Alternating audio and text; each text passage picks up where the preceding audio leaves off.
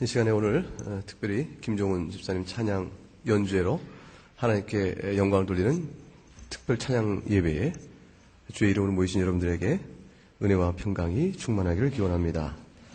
시편 150편은 시편 전체의 마지막 시편입니다. 우리가 잘 읽었고 또 그 내용을 쉽게 이해할 수 있는 시편입니다. 이 시편 150편에 나와 있는 내용을 가만히 보면 찬양받을 분이 계시다고 얘기하고 있죠. 그분이 누구십니까? 1절에 보면 하나님을 찬양하라. 우리 찬양의 대상이 있습니다. 찬양의 대상만 말하는 것이 아니고 왜 그를 찬양해야 되는가라는 부분에 대한 설명을 해놓고 있습니다. 왜 하나님을 찬양해야 합니까? 그것이 2절에 그가 행하신 능한 일 때문에 그렇습니다.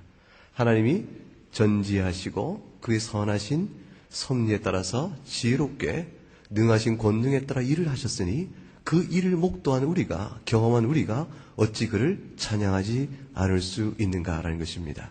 무엇을 경험했기 때문에 찬양해야 될까요? 구원입니다.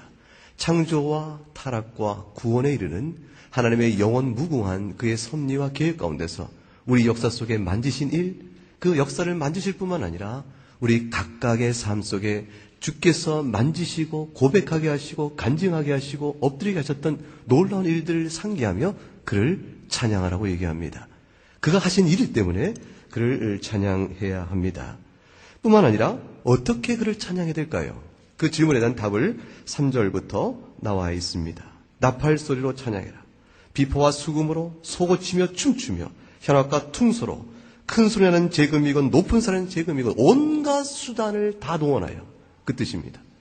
악기의 내용들이 나열되어 있지만 다양한 악기란 것을 말하는 것을 넘어서서 이 전체 내용은 어떻게 우리가 그럼 그 일을 기억하고 찬양해야 합니까? 할 때 모든 수단과 온 힘을 다하여 합니다.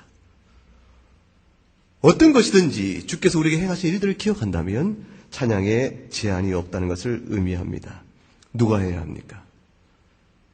하나님의 능하신 손길을 맛본 자들인데 그를 6절에 호흡이 있는 자마다라고 했습니다. 피조물로서 창조의 권능에 은택을 입은 자들은 마땅히 찬양할 것이며 그 가운데 타락한 가운데서 구원을 입은 자라면 더욱더 그러해야 할 것이라고 말씀을 합니다. 이것이 150편의 내용인데 이 150편이 시편 전 150편 가운데 맨 마지막에 있다는 사실을 기억할 필요가 있습니다. 시편 1편은 우리 알고 있습니다. 복 있는 자가 누구인가? 복 있는 자가 누구인가를 설명한 시편의 시작은 150편에서 찬양에 대한 선언이요, 요구요, 초청으로 끝나고 있는데 시편 1편과 150편 사이에 놓여 있는 숱한 시편들이 어떤 상황 속에 나오는가를 한번 생각해보며 시편 150편을 묵상해 볼 필요가 있습니다. 시편 전체 속에는 절망과 분노가 있습니다. 하나님께서 어찌하여 이 세상을 간섭하여 의로운 공의로운 손길로 정리해 주지 아니하시는가? 그 속에는 절망도 있습니다. 외로움과 쓸쓸함도 있습니다. 이스라엘이 무너져가는 절망이 있는 것이죠. 하나님께서 의인을 돌보지 아니하신다. 그 속에는 죄에 대한 늘 슬픔의 회개가 있습니다. 주님, 제가 주 앞에서 범한 죄들을 기억하여 주시고 이 슬픈 주 앞에서 엎드리는 이 죄의 징계를 인하여 고통받고 있는 눈물을 좀 기억해 주시옵소서. 우리 모두가 주님 앞에서 범죄자로 섰을 때 우리가 주 앞에서 가슴을 치며 회개했던 그 고통을 같이 나눈 시편이 이 속에 있습니다. 우리가 인생살 속에서 밥 먹는 게 힘들어서 고통 속에 있을 때 그 슬픔을 인생의 나락에 빠진 것처럼 절망에 놓였을 때 그때 우리를 위로해 줬던 시편이 여기에 있습니다. 내가 성공했을 때 주께서 내 오른팔로 그의 오른팔로 나를 들어 세우셨다라고 고백할 만한 그 찬양의 감동을 담고 있는 시편도 이곳에 있습니다. 교회가 세상으로부터 핍박을 받아서 어쩔 줄을 몰라 할 때, 교회가 매우 연약했을 때 그때 교회가 부르는 시편의 내용도 이곳에 있습니다.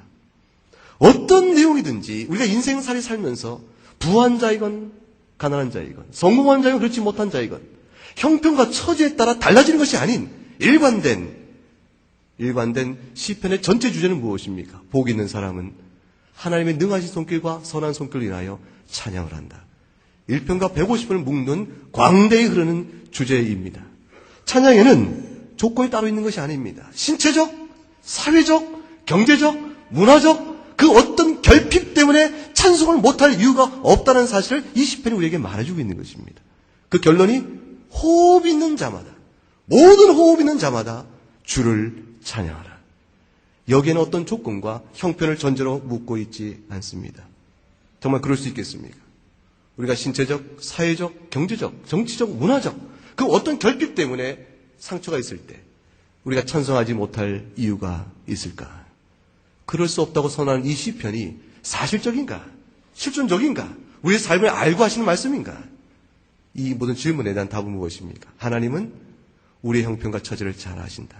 그리고 그의 형편과 처지에 따라서 하나님 은혜 부으심이 약속되어 있다. 신뢰를 들어보면 오늘 김종원 집사님이 그 한 좋은 신뢰본입니다. 결핍이 있습니다. 결핍을 풍요로 바꾸시는 하나님의 손길이 그에게 임하였습니다. 결핍을 풍요로 바꾸시는 하나님의 은혜의 손길이 그에게 만져지니까 그는 오늘 우리에게 하나님이 주신 은사를 다하여서 그 마음속에 심겨진 은혜의 감동에 따라서 모든 호흡 있는 자마다 찬양하는 이 초청에 자신도 아멘으로 대답하며 오늘 우리가 주보에 나와 있는 그 공명대로 하나님을 향하여 영광의 찬송을 올리게 되는 것입니다. 우리가 처지는 다르겠죠. 모양은 다르겠죠. 그러나 우리는 같은 찬양 속에서 그 김종원 집사에게 드리워지는 하나님의 손길과 은혜를 바라보면서 왜 우리가 특별 찬양 집회요 주일에 찬양으로 모여야 될 이유가 있는가를 다시 한번 확인하는 것입니다. 이 시간 이 말씀이 여러분 심령 속에 위로가 되시고 찬양의 이유를 확인케 되시며 그 간증을 악기로 하나님의 잠시 주는 악기로 그 바이올린으로 찬양 올리는 그 음률의 간증을 함께 나눌 수 있는 이 저녁이 되기를 주의 이름으로 축원합니다. 기도하겠습니다. 주님 감사합니다. 찬양의 이유를 우리에게 말씀하셨습니다. 온갖 수단을 당하여 인생의 처지와 형편을 가리지 말고 마땅히 주를 찬양할 이유를 시편 1편부터 150편의 모든 시편을 통해서 우리에게 말씀하고 있음을 우리가 고백합니다. 이 자리에 모으신 주의 사랑하는 백성들 한 분 한 분의 삶의 처지와 정황은 다르겠지만 오늘 이 자리에 세워서 우리를 대표하여 하나님을 특별히 찬양할 김종원 집사에게 임했던 그 은혜가 우리에게도 있는 줄 믿습니다.